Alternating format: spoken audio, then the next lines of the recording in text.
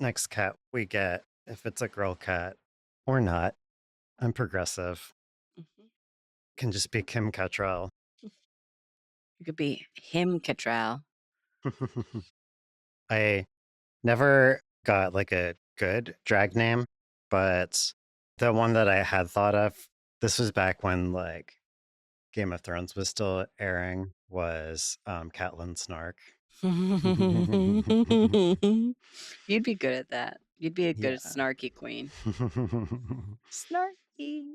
I should pull up in the Discord. Yeah, I have. Yeah, brain. Remembered a thing. Discord. She's Oh, Tony damn. Collette. People have been busy on Yeah, here. I didn't even read this all yet. they're talking about fears.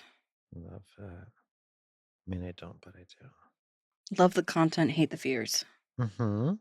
We love that hot content. Don't we, brats? Yes, Brad. Brat's gonna brat. All right. Do you want to get into it? Let's get scared.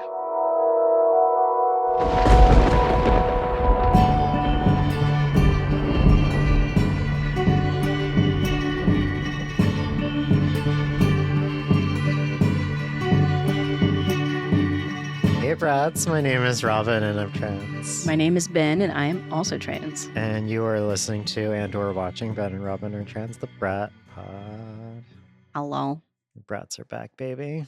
The brats are back in town. Today is the next installment of our Halloween series. Today we're going to be talking about fears that we've had as trans people before coming out, after coming out, fears that were justified, fears that ended up not being a big deal, fears that maybe we should have had, but we didn't have. Mhm. And now we know, and we're here to talk about it. We've also been outsourcing some of our ideas to the Discord, just asking everybody, like, what are your fears too? And there's been so much feedback there that I have not read most of this yet, so I get to be surprised along with all of you. Yeah, it's all happened like right before we started recording. Robin was like, "Yo, brats, what are your fears?" Brats. And so then Hear me out, brats. we just recorded the horror movie episode, and in that time, several of our besties have been going wild with their fears, which is fair. We all have them. Yeah.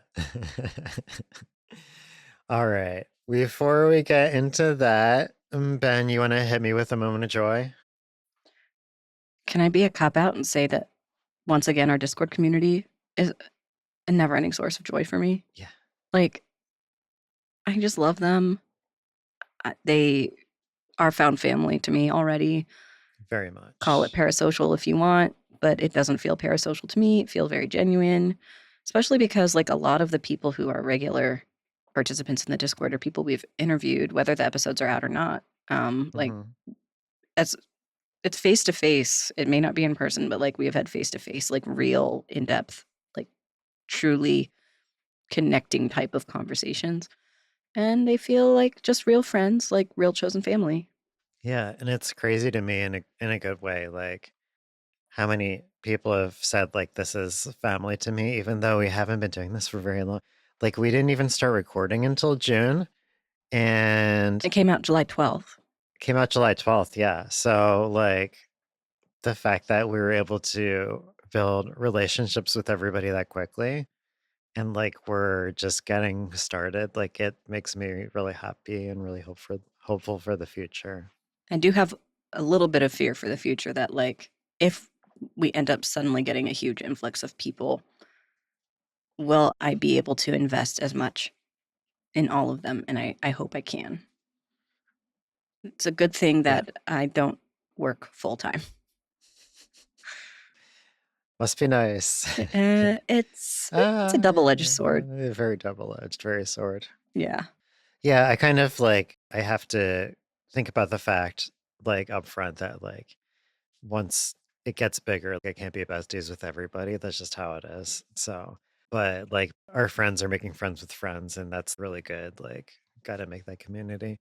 And also, like, here's a fear right off the bat, piggybacking off of your moment of joy, is that like the other day I had a moment where it's like, We need to start making some rules and promoting people to moderator and thinking about that. I was like, we're all family now, but you don't know who's gonna just pop into the server all of a sudden once it starts getting bigger. Cause like, There can be haters that decide to wander in and stir up some shit. yeah, there can be haters. There can be people who are fans or just people who are fellow trans people who don't treat other people well. And so I was like thinking about that kind of thing going on a little bit of a negative thought spiral. But then I was like, we have like such solid people now. Like, I feel happy like leaving it in the hands of our other friends here. So I know in case anything weird were to happen, like we have other like reliable people. It does suck because I'd like to think that every single trans person out there could immediately be my family, but there are shitty people in every group. Mm-hmm. Like every demographic has people who don't know how to treat other people right. And if that ever happens to our server, we will protect it and we will take care of the good eggs. And I don't know, maybe if that person can show examples of how they've learned and grown how to respect others, they could come back in later. Like, I'm not trying to say this to discourage people from joining the Discord. I want people to join the Discord. Yeah, Just don't be rude. exactly. You can have like dirty jokes, but just don't be rude to people. You Mm-hmm. could be a little rude in like the sassy sense, um, but not in a hateful sense. And that's why anytime I have to post something that's like rules related or whatever, I'm just like respect costs nothing and means everything. Mm-hmm. It's like as long as you start off from a place that you're trying to respect other people, then like you're all good. Yeah, I'm looking forward to seeing who else we find, whether it's only a couple more people or a lot. Mm-hmm. And even if we get to a point where we can't invest as deeply in everyone, I have a lot of faith that our community will be able to take care of each other. Yeah, like the other night we were doing a recording session for our yet to be revealed special episode that we're doing for Halloween, like our actual Halloween episode. Mm-hmm. It's going to be like really fun, but Something a little different. something a little bit different, but like really fun and cool. But anyway, like I was up later than I probably should have been working on that because I had to get up at 3 in the morning. But like right after we got off, like two more people who I hadn't met before joined the server. It's like, hi and welcome. I'll catch up with you later. But Time yeah, zones they just yeah, and just nocturnal time zone. slash diurnal. Like That's true. everyone's on their own schedule, and we'll get to everyone when we can. Hmm. Especially as I get into, by the time that this is released, I'll already be in the middle of it. But as I get into my actual busy work season, like I'm gonna have entire blocks of time where I can't even look at my phone. And Yeah, that's a little scary. yeah. But we got good beans. It's gonna be great, and everyone's gonna be able to chat with each other. Hmm. And then I'll get back around like 1 or 2 p.m. and be like, "I've missed you," Yeah. and I'll That's tell how it. I am with work. Like with work, like basically my phone is dead to me when I'm there. Yeah, Like even if I have a second to look at it, like I can't engage with it. So I try not to read too many messages, even like if I'm on break at work, because I'm like, if I want to really get into this conversation, I'm gonna need more time than that. So I am looking forward to the moments of trans joy that inevitably comes every season from a, a 7th grader coming up to me and saying that I made a difference by being visible. And like I've had kids that weren't ready to come out be like, you've given me hope for the future. I know that it's possible to be an adult and be like me. And that's always a moment of trans joy. yeah, So I'm excited for it, but I'm also a that's little so worried. nice. Yeah. That's something that we never had. That's something that I never had at least. Hmm. I think you knew or knew of a couple of trans people at some point. I had a trans friend in 8th grade who had a goth name and a goth aesthetic, and he was awesome. And then after that, when I was still in high school, another friend came out when she was in college. She was so excited I finally got on T. She's been waiting. That's exciting. Shout out to Claire. Claire. Yeah, I can't say the goth person's name because I've been trying to like reach out to him to see how he's doing, but since I'm not in contact with him and his name is very distinctive, um, like it is so goth. I'll tell you later. That's great. Um, but yeah, good people. Yeah. So fears. Let's get into some fears. Should I refer to the Discord fears? Yeah, let's do it. So the first one that came up is affirming people to do haircuts. That was Yeah. from Kmar, one of our Hmm. newest friends.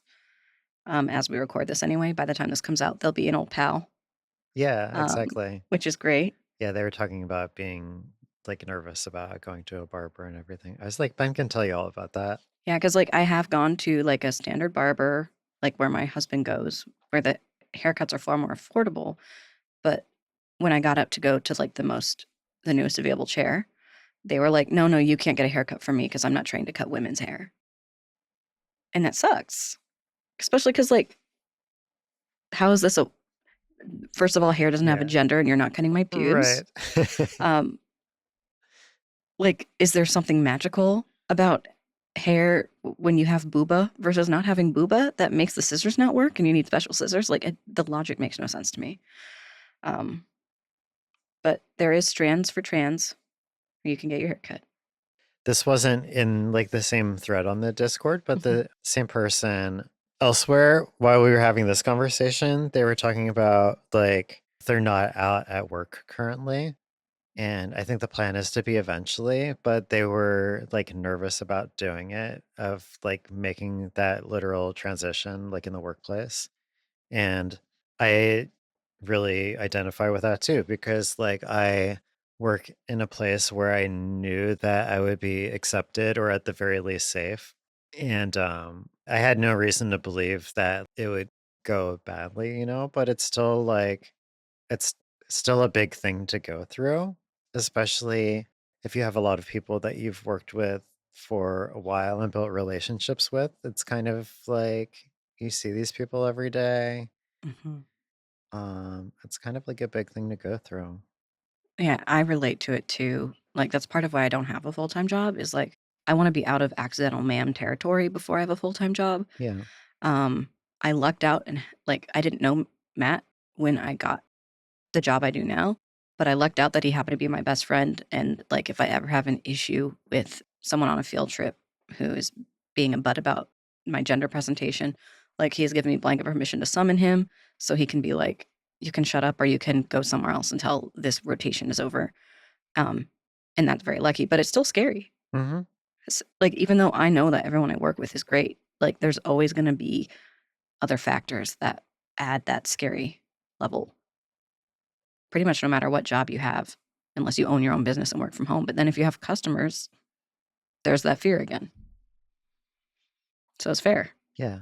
I think that is a justified fear. Even if you're in a place that has protections and you're in an industry that is like queer friendly, there's still a chance that there's going to be one shithead in the corner who sucks. Yeah. That's kind of true in all areas of life. Hmm.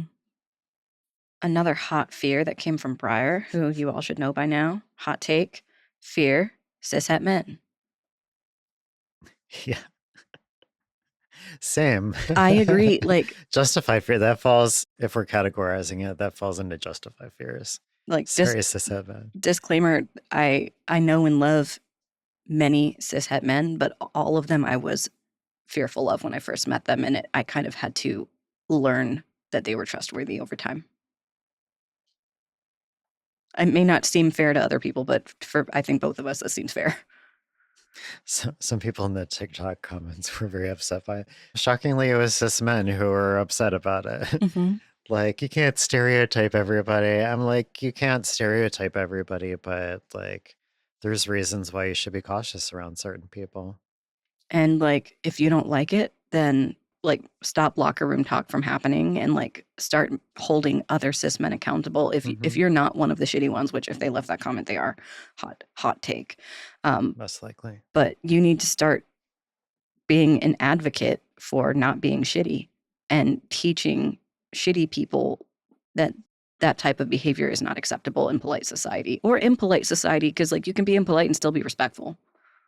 You can be a dirty, dirty little freak and still not make people uncomfortable. Yeah. And this particular person was like, I'm queer, so it's okay. Nope. And we're like, no, that doesn't make you, like we were just saying this, like that doesn't make you a good or bad person. That just makes you a queer person. Yep.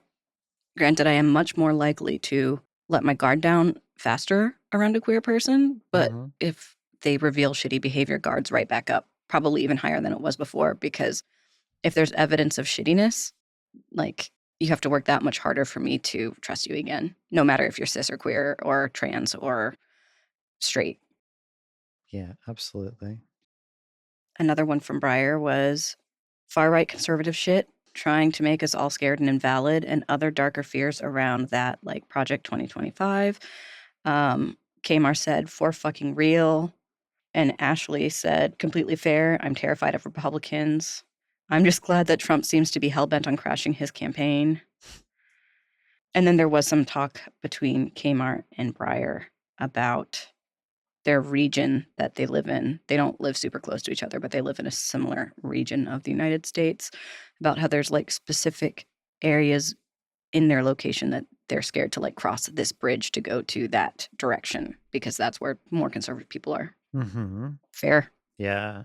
I no, I'm not the only one, but I get a little bit nervous when I see a lot of American flags around. Yeah. Which I'm always talking about my father in law, especially after yesterday, because he's a piece of shit and sucks. But like, he saw a picture of me at Pride in a hat that said LGBTQ. And he like texted me. This was the night I blocked his number. But like, I'm a Christian and I don't need a hat to show it. Like, basically tried to insult me for saying I was queer on my hat. But the first thing I thought of is, you are in the United States and you fly an American flag all the time. Right. How is Right. that different? You don't need the flag to show people because like you're here. You're literally here. Yeah. Like what are you signaling So there? like, granted, I don't inherently think if you have an American flag, you're a bad person. Mm-hmm. But like, if you're going to call me out for wearing something queer related at Pride, then I'm going to call you out for flying an American flag in the United States. Right, exactly. Like, you got to live how you're going to live. Don't be a hypocrite about it. Mm-hmm. So Kmart does also say, like, I think my biggest fear is probably being confronted in public Yes. and not being able to get my words out to defend myself properly, and then having that used against me, which justified Real. can happen, does happen, happens to me a lot. Especially for me at work, where I'm not representing myself. I am working under an organization. And like, my boss is my best friend. I don't want him to get in trouble. And it's like, half the time I don't even correct people on my pronouns. And if it does happen, it's because my coworkers did it. Because I just don't want to make the workday worse. Yes. Like mostly I don't correct people because like I'm scared to do it. For one thing, there's a fear. And also because I would spend a lot of my day doing that, number two. But I forget where I was going with I try this. to think about how likely am I to encounter this person again. If I'm only seeing you for 15 minutes for this one day, is it a hill I'm willing to die on? Mm-hmm. And is it something I'm willing to risk my safety for? And 9 times out of 10, that's not a thing. Unless my psychic trance senses are going off and I feel like there is a young person amongst this group who might feel better about themselves by me advocating for myself. That's like pretty much the only time I'll do it. Yeah. At work, I don't think if I confronted a customer about it that any of my coworkers would throw me under the bus or anything, but it's like, do I want to spend my time at work getting into it with like transphobes and Yeah. For me, it's usually during the actual teaching time. I'm almost always on my own. Like, we have to be overstaffed for me to have a buddy. Every time I've had a buddy, they've corrected, but usually it's me and 15 kids and 2 adults, and no one else can really hear me. They might be able to tell that I'm speaking, but they can't hear the words I'm saying. So, like, if I were to start getting into an altercation, it would have to get pretty loud for someone to come running. So in some ways I envy you because at least your people are close enough that you could just physically close enough. Yeah. you could elevate your voice a little bit and you can have an advocate with you. And I know all of my coworkers would be there for me. Granted, we're getting some new ones in. I'm pretty sure they're still cool because they're environmental scientists. They tend to be pretty queer friendly. But yeah, it's scary. Those are the ones that have come up today. Our Discord is full of plenty of other fears. Yeah. A lot of them revolve around workplace safety. Like Brooke was mentioning the other week, that there was this customer at her work who was inappropriately touching women, and Brooke's manager wanted her to go deal with it. And Brooke was like, I'm not comfortable with this. And it's like, trans women are the most likely demographic to get harmed, to receive violence. I've had this conversation with my boss and my boss's boss because I've talked about this in the Discord. I don't remember if it's come up in the podcast, but so I've had conversations recently with my boss about about safety first of all, but also just about general like sexual harassment at work. Yeah, like people have literally gone up to you and said things that were extremely disgusting that I don't even feel comfortable repeating on the Oh yeah, I'm podcast. not going to say it out loud. But they were absolutely disgusting. If you found out someone said this to you, like your sister or your friend, you would want to throw hands for them. Yeah. Yeah, it was messed up. But so let me just like reiterate what the situation is for anybody who hasn't heard the story. But like without giving any details, essentially I had a customer who was trying to like flirt slash hit on me or whatever, and like I wasn't giving back what he wanted me to give back. And then he, at the end of the conversation, and this was in person, but it was like in a drive through. So, of course, when he was in a car and had what he was buying and was able to leave freely, that was when he saved the like violently sexual comment. Verbally violent is Verbally, exactly how I would describe it. yeah, exactly. Very violent. Like the entire conversation was leading up to it, but like the like what the fuck moment was when he was able to just like drive away and be safe, but he wanted to like scare somebody, you know? But anyway, I just like I mentioned it to my boss, and I never brought this stuff up with her that much before, aside from just like have had conversations about like as a woman, when you have to be here after dark, like how do you feel? Like, do you do anything to protect yourself and so on? She seemed pretty weirdly pretty clueless for that conversation. And so like I just mentioned this to her as like a passing comment because I was like, just so you know, this thing happened that was a little bit A little, above a lot. it was more is more threatening than the normal daily sexual harassment, in that like it was like more violent, more like, but anyway, I was like I just mentioned it in passing because I was like, just so you know, this thing happened.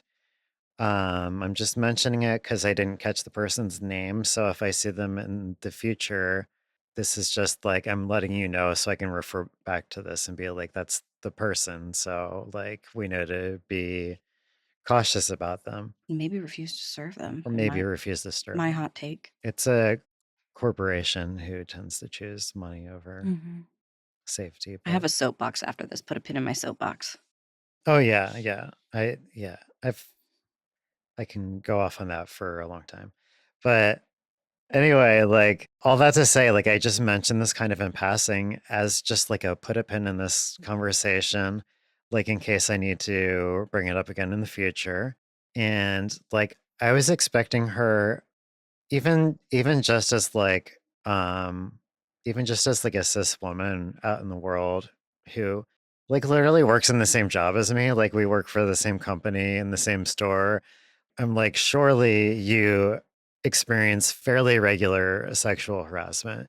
Like every other woman that I work with says the same thing. Like when I told them the story, they're all like, yeah, like normal, not good, but like normal to get that on a pretty regular basis. She seemed completely clueless and was like, oh my God, freaking out. Like, you have to report this, file a report. She was on me about filing a report. And like I didn't want to like I don't want to like retell that and everything. I'm like, why am I doing this? I know that nothing will happen from experience, first of all. And secondly, like I literally said to her, if I filed a report every time this happened, then I would spend every day filing reports. Like that's just it is what it is. It's not good, but like I'm not gonna live my life that way, especially when I know nothing happens with these reports. Mhm. But anyway, she was like kind of pressuring me to fill a report. So I did. It's like, if you're gonna make me do this thing, I'm going to be I would normally not do this, but I was like, if you're gonna file this thing, I'm gonna be as graphic as possible and recall every single detail that I can remember of what happened, excepting the stuff that I immediately like blacked out, which is probably why I don't remember their like name or face. Mhm. But anyway, I just like straight up, I wrote a very long report where I just like recalled everything I could from the conversation. And because like the reports, when we file them, like my boss gets it, but her boss gets it, and like up the line, like it goes up the corporate ladder in some way. And like an hour or two later, I got a call from my district manager after filing this report, and she was freaking out about it. But then I had this conversation with her, and she like had the same reaction as my boss. I'm like, have you, and she's like a queer woman too. And I'm like, have you like never somehow made it through your life without experiencing sexual harassment at work? Or are you just like pretending that you don't? Or are you just like immediately repressing it? Like, I don't know. Mhm. But the ideas that they tried to come up with for me to deal with the situation slash situations was like, well, find another like supervisor to help you out or whatever. But I was like, so like I'm a supervisor at my job. I'm not the manager, but I'm a supervisor, which means that a large portion of my time, part of my job is being like the only one who's in charge Yeah, there there. was almost never overlap with supervisors when Yeah. I worked in that field. And there is some in the morning, but like if I'm working at night, which seems like the more dangerous part anyway, like a lot of times I'm the only like manager there and I'm working with like two teen girls or just like other queer people, like we're like half queer people anyway. So, Um like, any all of these are people that someone like that would not take seriously. exactly. Yeah, exactly. And like the fact that like my boss's boss was like, well, try to find somebody else to back you up who's like a manager. I'm like, you know what my job description is. Like, you know that that's not a situation that normally happens. Like, obviously, if I feel violently threatened and there happens to be a manager there, I'll bring somebody in. But like, we wouldn't be having a conversation like this if that was like my actual lived experience. Like, it's crazy. But like, I've had experiences before at work with like customers who um were I don't know if like stalking is the right word, but specifically like singling me out in a way that I was like afraid for my safety. And I've had situations where like I learned like you report it, nobody does anything about it. So like I had one situation that went on for a long time. And like eventually, like after talking to people from corporate like 100 times, eventually the one day when the customer's there, I just like called the police and I was just like, hey, this person's not supposed to be here. Can you get rid of him? And they did, and he didn't come back. And like that's what I had to do to deal with it. I shouldn't have had to like get the police involved to resolve that situation. Like I don't want to do that No, for a lot of reasons. as trans people, we don't really want that. Right. But there's just like there's it's like there's no awareness of like maybe Reality? maybe you're in a sensitive marginalized group and like it's just it like seems like it doesn't click at all. Like maybe I'm not the person who should be resolving these situations. And I think that if I had already started transitioning before like I took this promotion years ago, that I probably wouldn't have taken it because especially if I had somebody like me who was able to tell these stories that like you end up in these situations where maybe there's another vulnerable person where maybe I'm working at 9 o'clock at night and like the sun is down and like I said it's me and like two high school girls or whatever and like one of them is scared of something that's happening, like, do you want the other high school girl to fix the situation, or do you want like the trans woman to fix the situation? And it's like that, more likely than not, we're gonna be okay in the end. But like, that's not cool. It's not. Yeah. So I have a soapbox. If people are a regular listener of this podcast, they should already know this by now. I don't care who is at a job. I don't care if they're the prettiest person you've ever seen, trans, cis, male, female. Do not hit on people when they are at work. They are at work. They are in a position where they have to be polite to you. They have to just sit there and take it. It is absolutely disgusting to put someone in a situation where, whether they internally consent or not, they have to sit there and let you hit on them. I don't care if you think you're being polite about it. I don't care any of the situations. Do not hit on people who are at work, Hmm. especially if you're like, if I don't know what workplace rules are about people dating. If you work together, like whatever, figure it out. But if you're a customer and someone is staff, you treat them like they're the person who is being paid to take care of whatever situation you're in. Do not hit on them at work. It is disgusting. It is creepy. It is inappropriate. And you need to let people just do their jobs in peace. Yeah, Period. absolutely. The other thing, the final, like, other thing that really bothered me was one of the initial reactions from my boss was like, well, what did you say in response or whatever? Dude I'm drove away. like, first of all, dude drove away. Like, he obviously waited until he was able to flee the scene to be able to like say what he wanted to say, you know? Um, Even if that weren't the case, like even if we were like face to face in the building together, you know, we, at least like all of us, everybody listening to this podcast probably um knows this. It seems obvious, but like if you're someone who's somehow made it through all of life without any kind of trauma, first of all, good for you. I'm very happy for you. But second of all, like the textbook number one thing about people who experience some kind of like trauma or like physical threat or whatever it may be is like, you know, we've all heard of the fight. Well, I think now it's fight, flight, freeze, or Mm-hmm. fawn. So, like, the fawn is like the most recently added Yeah, on you're one, like but that's basically when you like butter them up. you butter them up, you suck up to them, like to resolve the situation. Because there's always everybody has a different protective response when they're threatened, but everybody has a response. And some people have the fight response, and sometimes I wish I did, but no matter what, I think like right now when I'm in a safe space, I can imagine really like good ways that I could resolve the situation. But when it came down to it, what happened was the guy drove away.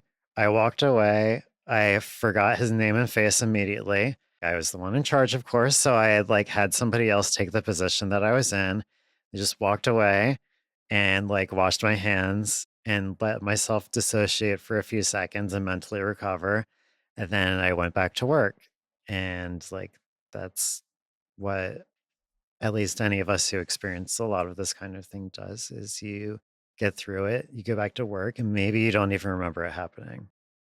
But It's still what not you don't okay. do is you don't cool-headedly like resolve the Yeah, situation. you don't go, excuse me, that is inappropriate, not welcome behavior here. Like, Yeah, who? No. right. Like that's like robotic.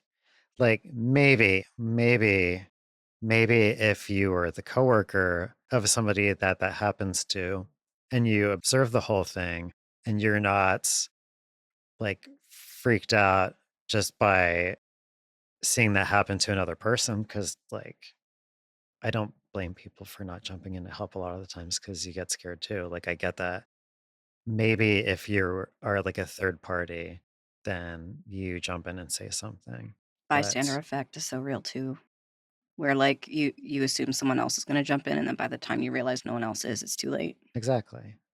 And, like, if I were able to have that, like, emotionally removed experience in my, like, fantasy world of, like, what my normal responsibility I'd probably just feel like, "Go fuck yourself," and take a picture of them with my phone, then just say, like, "This is the person, this is their name," which I would remember because I wouldn't have a trauma response, and then, like, done, banned. And if the company doesn't ban, then I just like call the cops next time I see his face. Mhm. So like problem solved. But in what world is that going to be my reaction? No. Also, secondary part to my soapbox, I did not specifically mention don't assault people, whether physically or verbally, because you should really already know that by now. Yeah, obviously. But also don't do that. Yeah. I just wanna make it clear that Yeah. I'm not forgetting that that's wrong. That is absolutely wrong. Like, if you know you're about to make someone comfortable and you know what you're doing is wrong to the point where you know you have to drive away as soon as you're done, you just shouldn't do it in the first place. You should be a better person and get therapy. Yeah. Oh my God. Yeah. But like I will say in fairness, there are people who are otherwise good people who may find themselves doing what they interpret as just like friendly flirting with somebody else.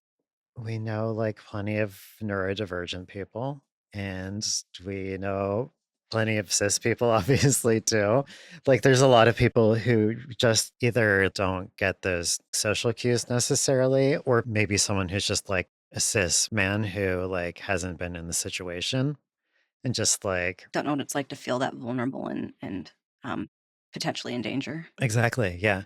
I had a conversation with Erin, like when I was talking to her about what had happened. And like we were talking about how when we first started dating, this was back in college, this is a long time ago. Back in my day.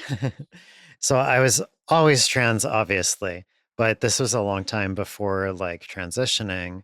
And so I hadn't had to experience the world as a woman or just as like a marginalized person in any way. Like I Like, was, as far as anyone knew, you were a cis white man. yes, exactly. That's not how I was interacting with the world. That's how the world was interacting with me.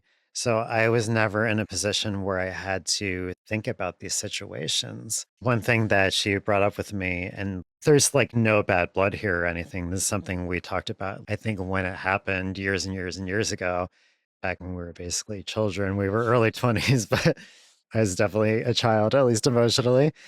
So there was one time that we were like hanging out at my apartment at night. It was like time for her to go home. And I didn't offer to like go home with her or to like get her a ride or like even think about her She safety was in any way. walking. Walking, yeah, walking alone at night home, like near a college. So Mhm. like a lot of frats A lot of and traffic. a lot of like creepy dudes, especially like at the college that we went to. It was like not a good culture. I didn't think about that. I never had to think about that before. She spent probably a large portion of her life having to think about that and had already had plenty of like uncomfortable, creepy situations, like just being a girl in college. I was the first person that she had dated, at least seriously. I think she maybe also didn't realize that that wasn't something that would be in my mind at all because, like, yeah. And so she was like, does she not care about my safety at all? Like, why is she not offering to help? Do I mean anything to her at all? Like, that's the thought that went through her mind. That was something that we both had to work through at the time. Mhm. All that to say, there's a lot of people out there who are either like a cis man or the world sees you in that way, and you haven't had to deal with these things. And maybe you haven't thought about it. So I think the takeaway here is just like if you're in that situation or think you might be in that situation, err on the side of like, Safety, yes. caution, and respect. Even if you think you're being like chill and friendly, just maybe don't flirt with somebody who is a worker somewhere and you're the person paying them for goods and services. Err on the side of not making them feel unsafe. And, like, there is a difference between flirting and complimenting. So you could be like, "Oh, I like your hair." That's not Hmm. necessarily flirting. Like, if you want to be nice to someone, you can still interact with them in a way that's not creepy. And Yeah. general rule, stick to things that are clearly choices a person made, like your eyeliner, your makeup. If you're in a job where you can paint your nails, like your nails. But don't talk about someone's like literal body, things that they did not choose or Mhm. style. Yeah, yeah, And exactly. never ever talk about secondary sex characteristics that are related to being honka honka, awooga awooga. No. Absolutely not. Just as a general blanket rule, Yeah. unless Unless you that's your relationship with unless the you're in a person. committed relationship and or like in a situation where it is established consensual honka honka honka, awooga awooga, honk honk, Yeah, then go for it. But not someone you just met. yeah, exactly. But yeah, that's Um, all rational, reasonable fears for anyone presenting feminine, anyone trans who could be clocky, like anyone who isn't passing. If you're trans feminine or trans masculine, where someone might get the idea that you are assigned female at birth, or you're a cis man who happens to have things that transphobes look for as tells, like your safety's going to be at risk if you're out by yourself, period. yeah, absolutely. And this is something that like most trans femme people have to figure out is how to give another person a compliment, especially like just generally like how to compliment another woman, how a woman would compliment another woman, which is Especially if you're a lesbian. That's like even more nuanced. mhm. Yeah, for sure. Yeah. That's like that's a learning experience for like a cis lesbian too, because Mhm. like you have more like complicated mixed up feelings in there too. And you might have to like figure out those basic things too, You might because have to it's think a like little bit harder. it's more complicated. Yeah. Yeah. But my go-tos are always like if I have a customer at work who I'm not good at talking to men at work at all. Like I don't know what to talk about. But like the women normally like really like me because I will always just be like, "Oh my God, I really like your nails," or like the dress that you're wearing, like that color is perfect for you. And Yeah. it's just because there's all these things that you can do this to men too, by the way, because Mhm. they're not expecting it. They're like, oh, but like there's all these things that we do that are choices that we're making that if somebody compliments you on something that they chose on their own, that means a lot because it's like you're seeing a part of their personality too. Everybody loves a compliment if it's like something that's not gross. Yeah, even, like, as much as saying, like, "You have great eyes." It's like, "Okay, I was born with them. Mhm. Thanks." Or like, this is another conversation that I've had with Aaron a lot before, not specifically about our relationship, but just in general, like when I was being seen to the world as like a cis man, anytime somebody would give me compliments about like anything that would highlight masculine features or whatever, anything that's like gendered, they meant it from like a good, genuine place, but they didn't know that it was upsetting to me because it's like that's a compliment. Relatable. So I would like accept it outwardly, but inwardly, I would be like, this thing that I hate about myself, they really love. And It feels gross. it doesn't make me accept myself more. It makes me feel gross. Yeah. Because here's the thing that I'm self conscious about that somebody is noticing. They might be noticing it for a good reason, but it's just pointing it out to me like, oh, you really do look like a man. Just so you know, you look very manly today.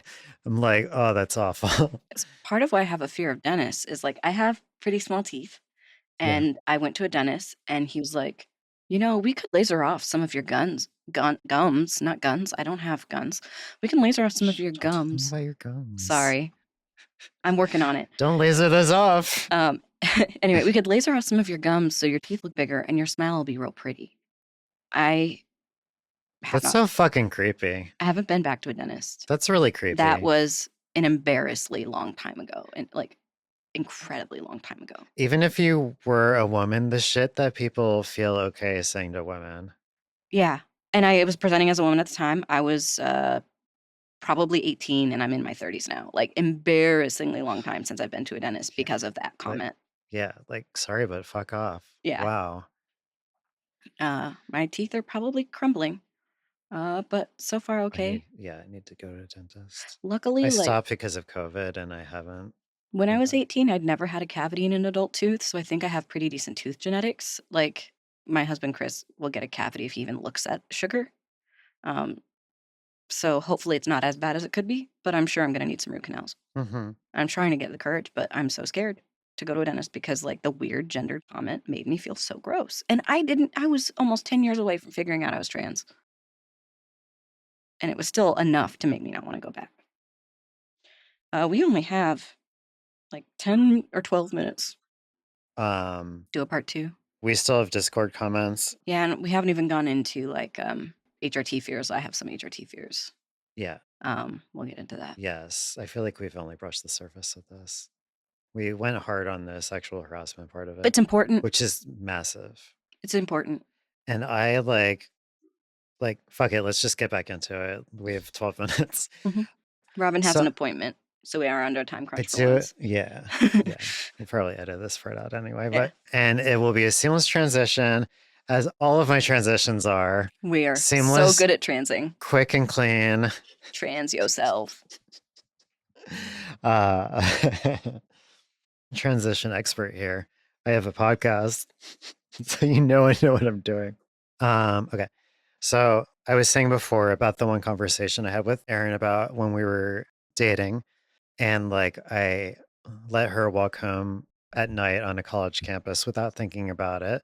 I learned even like pretty soon after that experience, because of like, good for her, the conversation that she just like straight up had with me. Amazing. Like, that's amazing. It's Yeah. so hard to do when you're It's really hard. AFAB, and especially if you're young. Yeah.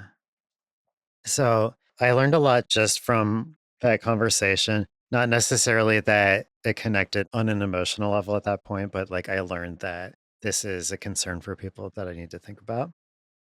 But even like after like years and years after that, considering myself like for sure a feminist, even if I was still closeted and everything, caring about other women's safety and everything, to actually transition and be in a place where people were seeing me as a woman was like going from knowing it as an intellectual concept to experiencing it. And it's just like, I think all or most trans femme people have this experience at some point, and it tends to happen suddenly. Like, it's not something you ever have to think about.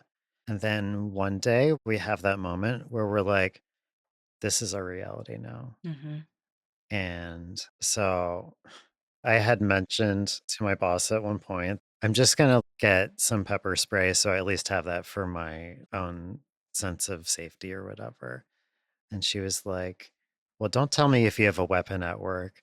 It's like, first of all, self defense. Secondly, I know for a fact that pretty much every other woman I work with has pepper spray or some kind of self defense on them. Like, Also, aren't there knives in the building? yeah, Like to cut, or I guess you have a bagel they cutter. they barely cut bread, but yeah. Still, try hard enough, they'll cut something. Yeah. So I'm like, first of all of us here already have something. I'm just late to the party because I like didn't properly prepare, even though it's something I had thought about.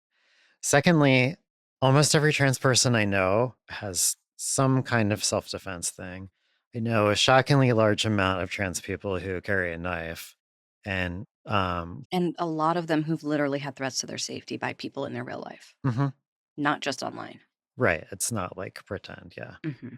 So, Well, not even shockingly huge number. It makes sense based on the world. yeah. Anyway, I don't really know specifically what I was going for here, but She it's just was like, mad you had a weapon. yeah. And then later on, I was like, I'm not going to give you any details, but I did just make a purchase on Amazon.com that will make my closing shift feel a lot nicer next time. Wink, wink. But Was this before or after Creepy McAsshole? like the first one I talked about today, The drive-through. the drive-through guy. Because if it was I'm actually after, not sure. then she had no right to even question why you would want it. Like absolutely zero right to doubt why Right. you would feel like you need that. Yeah, that's insane. That's an insane thing to say. But anyway, come meet our fellow amazing trans people in the Discord. Come talk about some of this stuff.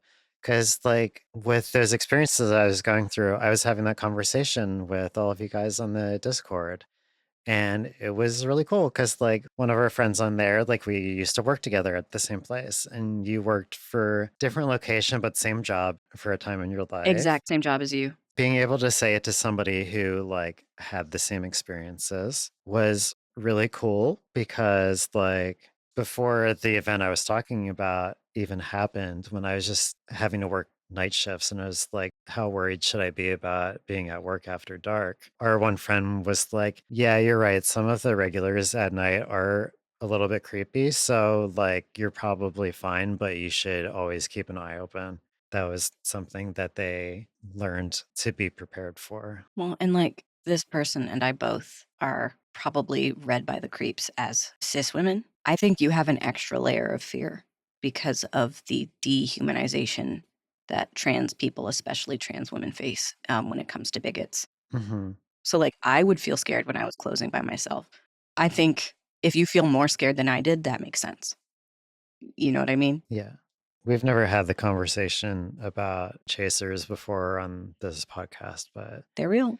some of the cis women that I work with, when we were kind of debriefing and talking about like creepy experiences with men who were customers, I was like, yeah, there's this extra aspect to us where in the trans community, we call them chasers, but it's like men who are attracted to trans women and they will want to either hook up with you or just like be flirty or whatever, but they're also like afraid that being attracted to a trans woman is going to make them look gay to other people, which isn't true because trans women are women. But that makes them that much more likely to turn to violence if they feel caught. Yes, yes. And that's something that can and does happen.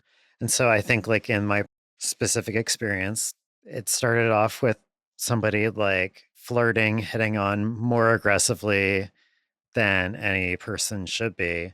And then when they got denied, like they're defensive because they're afraid of being seen a certain way with other men, even though there wasn't another man watching. Very incel behavior, which can turn deadly. Yeah, exactly. That moment of like turning down a man who's hitting on you. It can be scary if you're a cis woman, if you're a trans woman.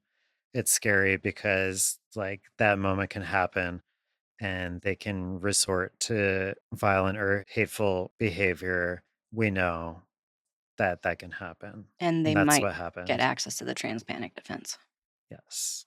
which is a other can of worms, but we're out of time. Hmm. This is going to be a long episode. Yeah, but it's important Yeah. and it sucks for the listeners. Yeah. Stay tuned for part 2. There's going to be a magical cut at some point very soon.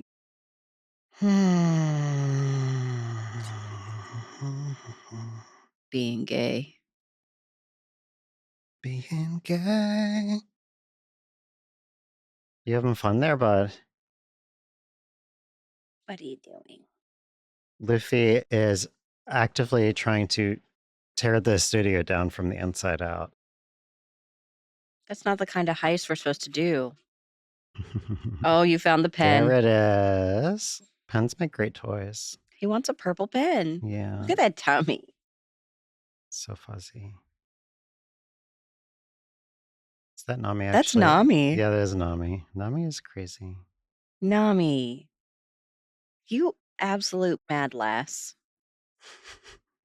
You daft lass. Nami is like, she really likes to be bullied and harassed. Like, that's her play style. And if you're like really teasing her, she just starts purring so loudly. She gets so excited. It's like a little unsettling. I'm gonna put some pictures of her in cute aminals. Yeah. We have a lot of like hardwood in this house. And she likes to nothing. Okay. Hardwood. She likes to like if she's laying down on the floor, I will spin her around really fast. And then like she gets really into it though, and then she will just walk over to me and just flop on the ground and then I do it again and she's purring. That's a silly woman. She's so crazy. That's a silly woman. She's a silly crazy woman. I love her. Mm-hmm. But yeah, it's just pictures of her trying to destroy the studio. Yeah. So cute. So destructive. I think I've said those exact words on the podcast before too. She's a destructive woman. She's gonna tear down the patriarchy. All right. Well, you want to get into some more fears? Let's fear it up. Yeah, let's fear it up. We were talking about marriage licenses. A little bit of fear around the marriage licenses. Who had a comment? Me I and Briar. Yeah, and then I chimed in too because you made me like think about it for the first time ever. Maybe, I don't know. Because I changed like every legal document that can be changed, and I just like I don't know if there's something that you're supposed to do with marriage I licenses have no because idea. like just because it's like my dead name on it. Um, I don't think there's a normal scenario where it would be an issue. It's just kind of like a worst case scenario Mhm. thing. If like somebody in the future were to try to use it to invalidate our marriage in some way. When it comes to documents and stuff, I just always think of this one scene on The Handmaid's Tale where one of the main characters is a lesbian, and when they're showing one scene from like the before times, she is trying to flee to Canada with her wife and child, and then they like separate her from her wife and child because the child was biologically her wife's child, and because of like the documents, like they used the documents to, not that they wouldn't have like separated them eventually anyway, but Mhm. like they used the documents to invalidate that because they're like, we only count like bio children, future JD Vance essentially. Mhm. If only there was a couch in the mix, would have been fine. It would have been distracted by the couch.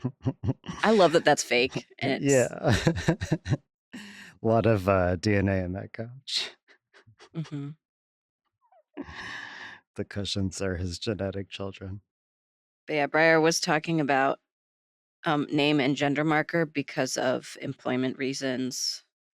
Um, being a subcontractor, they have fewer workplace protections, not pretensions. Um, So pretentious. because yeah, if you Briar is like the most pretentious person I so know. They're pretentious, so like high and mighty all the time. so high and mighty. But yeah, that's a valid concern if you don't have like workplace protections, like to not want to stick out in any way and just kind of stay under the radar. Hmm. I definitely don't want a new job until I'm further into my physical transition because, like, I don't want to have to deal with explaining things to people if later it'll be evident. It's hard. That was a thing that Kmart had talked about too. The fears of coming out at work, even if it's like a safe environment, like it's a lot that you have to adapt to. And like you don't know entirely how people are going to react. And people expect perfection from the trans person as soon as they come out. But I know it's come up in the server and it definitely happened to me. I used to accidentally like dead name and misgender myself at first. So if you're like coming out at work when you're newly coming out, you could end up getting haters on your back because you weren't perfect about Your own. your own stuff. Even it's an Hmm. adjustment Yeah. for everyone. Like, it's an adjustment for the person transitioning, it's an adjustment for everyone. Hmm. I think for me, as far as the workplace stuff goes, part of it was just like adapting with coworkers that I had known for a long time. But also, I just didn't know how things were going to be like as far as allyship goes, because I knew that people would accept me or at least like use the right pronouns and everything, like once they adapted. But like, I didn't know how much allyship I was going to get from coworkers. Which you have gotten some great allyship from coworkers. I've had a mix of Mm. allyship, and it hasn't been a good mix, is what I'm saying.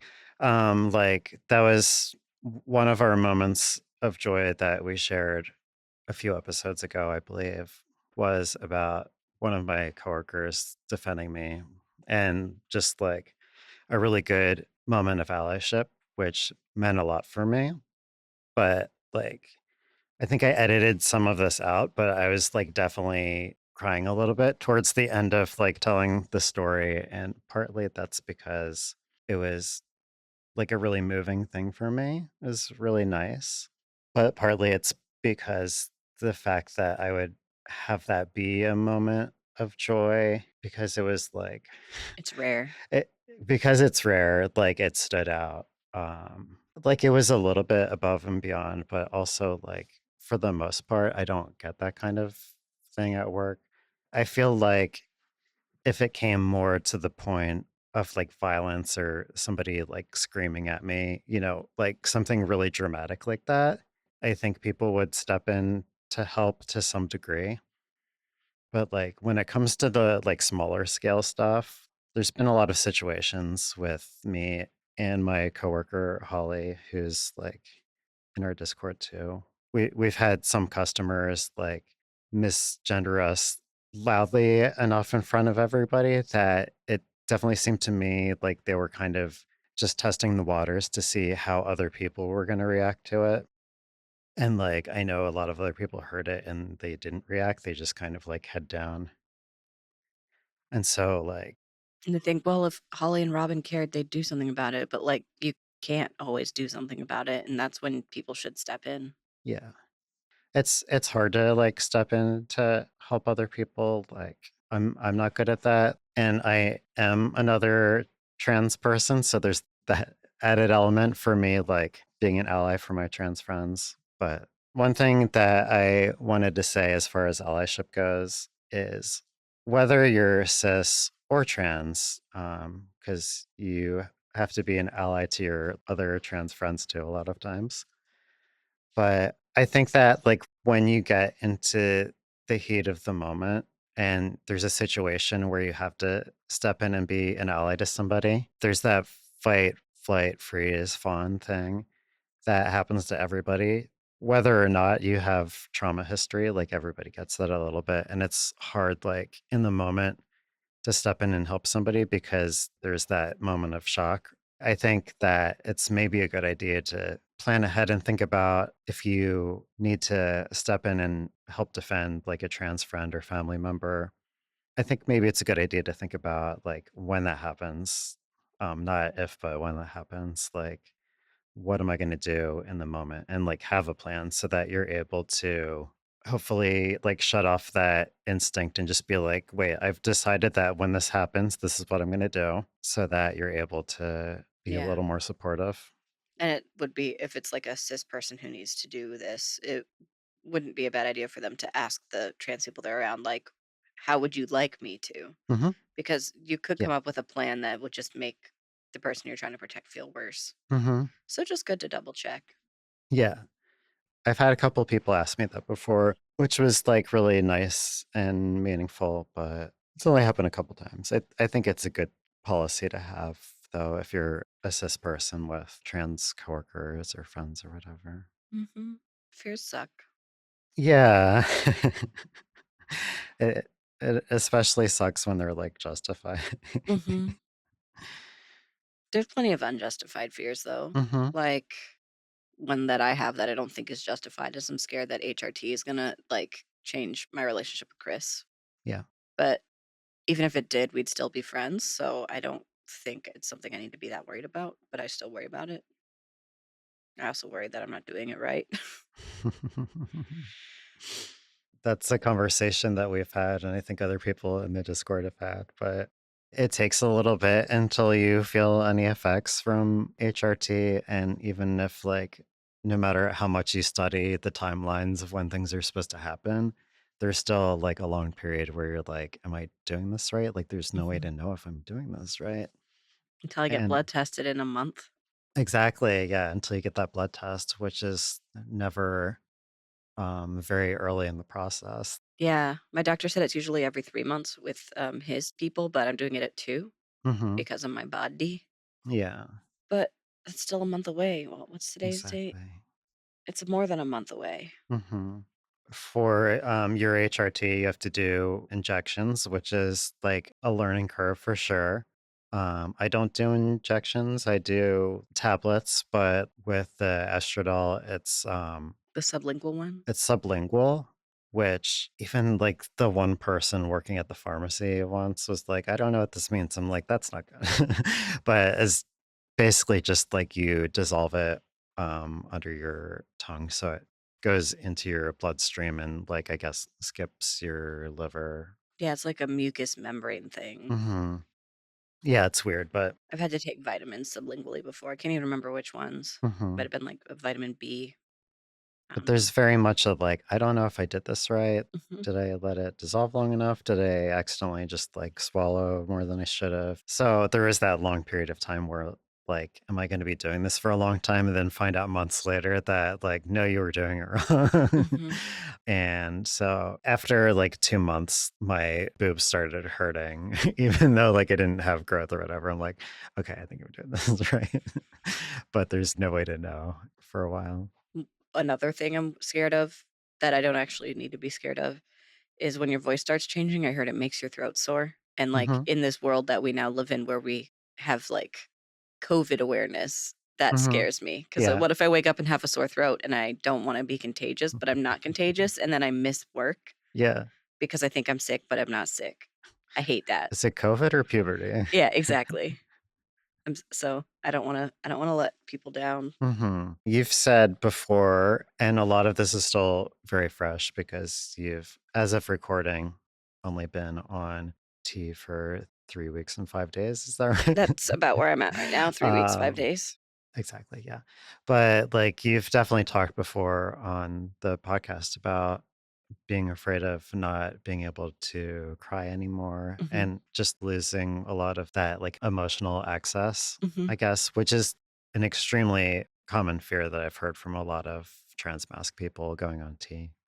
Which I think it affects people differently too. Like some people have been unable to cry anymore, but some people are like, nah, I just figure at least once a day I need to watch a Hmm. video of a cute dog Yeah. and just keep use it or lose it. Keep it alive. Hmm. And I think for like trans femme people, I think most of us are excited for the emotional aspect of it. Like, good, I'll finally be able to cry more easily, Hmm. to some extent. But I think there's also an aspect with trans masc people where if you were assigned female at birth, there is much less stigma about crying and being like emotional. Hmm. So, like, from the perspective of the social side of things and like how you're raised, there's less for you to unlearn. So, Yeah. I think even if it hormonally becomes harder to cry or just like you're less emotionally sensitive, it's still a place that you've learned to go. So, Hmm. it's like there's less of a hormonal aspect to it, maybe, but it's like you don't have to teach yourself how to cry either. Another one that just is coming to me right now. It's not something that I have because I'm not worried about being clocked in the future or being passable, but I imagine it goes both ways. As if you medically transition, what sort of gestures and stuff that you do that could give you away in air quotes? Like if you're trans feminine and like you've done your hormones and everything, but maybe you walk a specific way and that might make someone look at you longer. And like for trans men, it would be more like talking with our hands. Hmm. That makes us seem more feminine. That's not something I worry about, but I imagine that's something a lot of people worry about. Yeah, for sure. Completely relearning how you hold yourself and walk. It's true. Yeah. I think also, like, before transitioning, I thought a lot more about how I walk. If you're just like on transition YouTube, there's Mhm. like so many like videos and people talking about how to walk more feminine or whatever. And I was like, is this a thing that I need to be really conscious about? Then like once actually like transitioning, I realized like I don't I don't think it's as think big of it's a really deal as people make it out to be. yeah. I just know it's something that I've thought about and something I've seen people talk about. Hmm. I think people talk about it more than people actually like I don't think it's necessarily a very clockable thing unless Yeah. you have a very distinctive walk. I walk like my dad. I've always walked like my dad, so I guess I'm Hmm. on track. And I've never been able to walk in heels. but I don't think being able to walk in heels means anything really other than you can walk in heels. Mhm. And I'm jealous of people who can. I don't get the opportunity that often, but I'm, like, surprisingly okay with that, um, so far. Like, it's rare that I'm, like, in a situation where I'm dressed up that much. Mhm. It just doesn't happen very much, but One thing I worry about that I need to unlearn is the customer service voice. Like when you're socialized female, you tend to go up in your register when you're talking to people trying to be polite. And it's Mhm. something I still do. And it's something I want to stop because if I start getting a beard and I do that with my voice, that's just going to come off interestingly with some crowds. And it's not something I want to do. Mhm. Yeah. But it's so hard to not be like, and how are you? So that's not my real customer How are service voice. you? Yeah. But you know what I mean? Yeah, and so this is pretty common thing I've heard from other trans masc people is if you're trying to, like, diffuse a situation or, like, bring someone else down a little bit emotionally, especially if it's a man, like, you talk higher to do that. I think it's just a thing that you learn to do even if you're not told. Mhm. The more you're trying to, like, diffuse things, the higher you talk, and a lot of Mhm. people are like especially like when your voice is dropping, you'll learn eventually that there's like that lower register that you can hit that'll have the opposite, more masculine effect where like, Mhm. oh, now I can just dominate the conversation instead by dropping my voice. I'm gonna drop my voice and Yeah. my balls all at once. You can go with the full like Gandalf, you shall not pass. I I try to You do shall that with not pass. Stormy. I don't ever want to pass. No. I just You I shall not pass, honey. I just don't wanna be misgendered. I don't care if Yeah. I pass, I just don't Yes, wanna be yes, yes, yes, misgendered, yes. which sounds like it doesn't make sense, but it makes sense to me. Mhm. I don't No, it I don't care if people read me as trans, I just don't wanna get ma'amed. yeah, I feel like that's something that most trans people understand. Even like everybody has different transition goals, obviously. And Some people wanna be stealth, and good for them. That mhm. just will never be me. Yeah. And I don't think I need to be. I would like it to be an option, Mhm. like if I ever need to be anywhere in the South or anywhere not your city, honestly. Like, I feel like there's, like, real legitimate safety issues and everything. But as far as my, like, everyday life goes, where we're in, like, a moderately safe environment, as long as, like, we're in public, I feel like for the most part, yeah, I just, like, wanna be gendered properly. Mhm. But there's always those issues, like we talked about before on Ben and Robin Have to Pee So Bad about like if you are traveling somewhere, um, it's something that you really have to think about. Just like Mhm. not even just like in the South or in like red state areas or whatever, but just anywhere Mhm. away from populated, more accepting areas. All it takes is one shitty person to cross your path. Mhm. Yeah. And that's a fear right there. Mhm. That's like the P episode was kind of just like a lot of fears around that. Mhm. Oh, life is hard. Mhm. I need to wake up. I still haven't woken up in Wake up. days. I Yeah. mean, there's a lot of justified fears, but the important thing is to keep trying and hopefully, even if they are justified, they aren't relevant to you. That's the Yeah. goal. Mhm. Well, the goal is for there to be no justified fears, but we gotta be realistic. Yeah.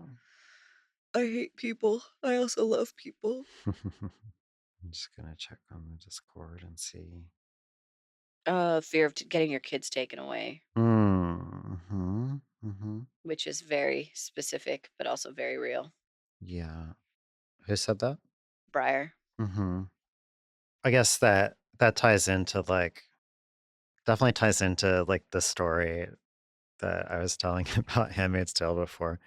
But also, neither of us have kids, so we probably can't fully identify with this one, but I mean, it would be hard for them to just take away your kids just because you're trans. There would have to be like grandparents of the kids involved trying to take them away. Like, I feel like just because you're trans doesn't mean someone's going to try to take the kids away.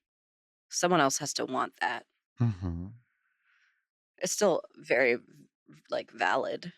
And some states don't have grandparents' rights, so but what kind of trans person can just afford to get up and move somewhere because the laws? Yeah. We can't afford to do shit. Yeah. Okay, so here's a fear that both my wife and I had when I was like in the process of coming out to the greater world. So this is a fear that we both had that was partly unjustified and partly very justified, just with various people to varying degrees. That fear is people not wanting to let me slash us around their children, especially family members. Mhm. And some people have been surprisingly very chill about that. Even like more conservative people, they're just like, whatever, cool. Cause like they have known me for a long time and trust me and like already know that I'm a good person. And then some other people have been like, by the way, you're not allowed alone around our kids now, which could be for several different reasons. One thing people have told us directly is that they think that we're gonna like teach them that being trans or gay is okay when they're not around, which No one actually teaches that. yeah, Like, right? you either observe it or you don't. Mhm. I can't think of a single person who like, what do they think we're doing when we're babysitting? Is like, they really think we're indoctrinating kids. Yeah. Hey, little boy, put the skirt on now. You know, like, we Yeah. just wanna color with your kid and have them go to bed without puking on you, Yeah, and give them a lot of candy and, let them play video games. right? Like, I just wanna eat Yeah. some pizza and hopefully everyone can finish their day without any injuries. Mhm. I don't actually want to sit there and pull out a textbook on why being gay is good Yeah. because I don't f I don't f well, I use gay as, like, a good thing, but I think it's neutral. You're either good or you're not, and you're gay or you're not, but they Mhm. don't. It's chaotic neutral. Yeah. Yeah, I think, like, if that is the thing that you're concerned about, and I'm not necessarily convinced that that's, the actual concern, that's what people say. Anyway, like, if that's what you're concerned about is us teaching your kids that it's okay to be trans or gay, like the thing that you should be more afraid of is just having a relationship with us to begin with because like they're gonna just see a regular well-adjusted trans person who's like not being a bad person, like That's not what teaches out being people. hateful, doing Yeah. crimes or whatever, like we're just existing. Yeah, that was a lot of like the journey of acceptance for gay people in society was Mhm. just once enough people had gay family members and people in their lives, they're like, "Oh, these people are just chill. They're They're just not like" people, yeah, they're not like weird sex pests or whatever. which that's a fear I had, and it's one that's come true, is people finding out you're trans and automatically assuming you're a sex pest. And it's like, "Yes, I am a pest, but I am not a sex pest." Not that kind, yeah. Oh god. Yeah, that's a thing that certainly people who should know me better than that have thought too. I'm like, "Come on."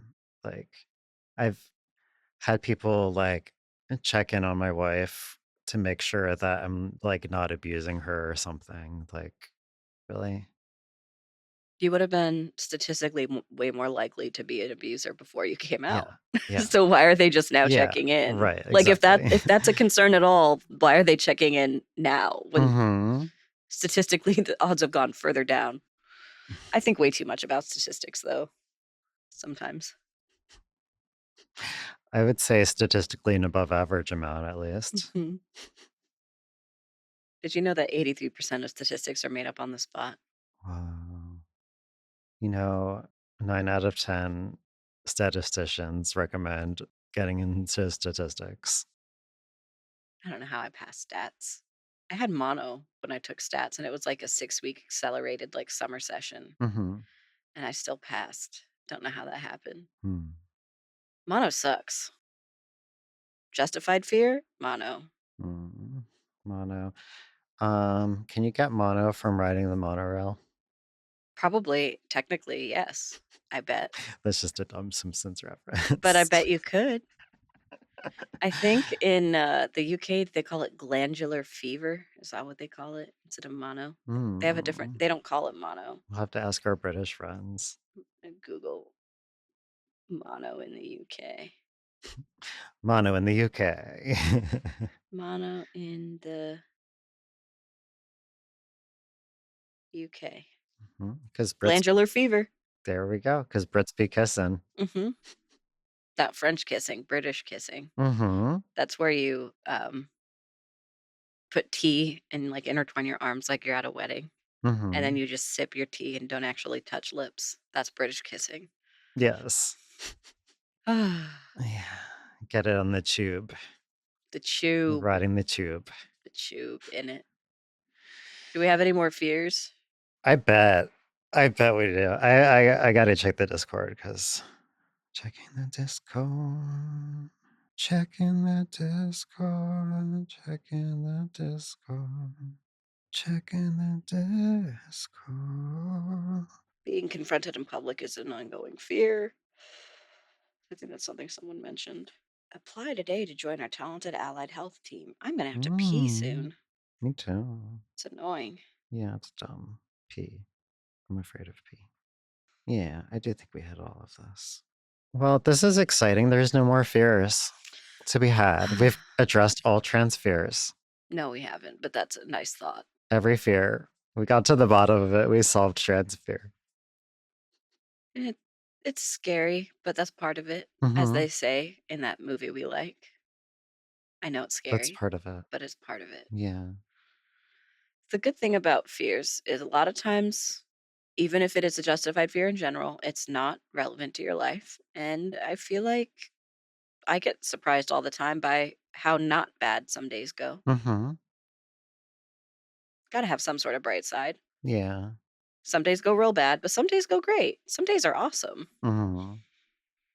Some days you meet like a cool queer youth who gives you a drawing of your cat that they didn't even know that looked like your cat, and you keep it in your wallet for over a year. Yeah. Sometimes that's how your day goes. Some days are amazing. Don't be afraid to be afraid. Are you afraid of the dark? No. Me either. I am now. I saw a meme yesterday that was like, you're not afraid of being alone in the dark. You're afraid of not being alone in the dark. And I was like, that's fair. That's fair. Yeah. We'll chat. Well, I've been trans Ben. I've been trans Ben. He's been a trans Ben. You've been listening to the Brat Pod. Check out our Discord. I'm Ben and I'm trans. I'm Robin and I'm trans. I love you. Check you brats next time. Bye. Bye.